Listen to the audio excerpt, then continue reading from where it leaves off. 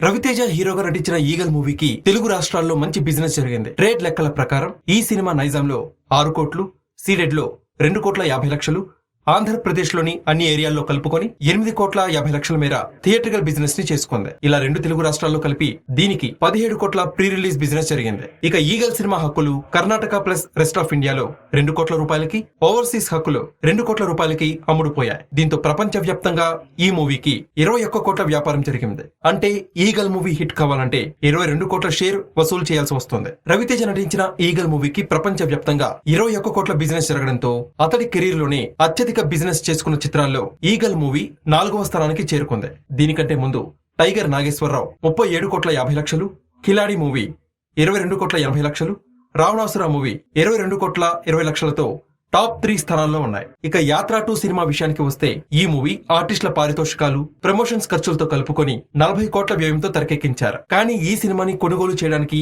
Buyers ఎవరూ రాకపోవడంతో సొంతంగానే release చేసుకుంటున్నారు. ఈ సినిమాని ప్రముఖ నిర్మాణ సంస్థ పంపిణీ చేస్తుందని తెలిసింది. ఇక యాత్ర 2 బ్రేక్ ఈవెన్ లక్ష్యం భారీగానే ఉంది. ఈ మూవీ లాభాల్లోకి రావాలంటే సుమారు 30 కోట్ల రూపాయలని థియేట్రికల్ వాల్యూ కట్టారు. దాంతో యాత్ర 2 మూవీ కనీసం 60 కోట్ల గ్రాస్ వసూలని రాబట్టాల్సి ఉంటుంది. అయితే ఈ సినిమా ఈ రేంజ్ కలెక్షన్స్ చేస్తుందా, ఎంతవరకు కలెక్షన్స్ ని రాబడుతుందనే విషయం మరి కొద్ది రోజుల్లో తెలిసిపోతుంది.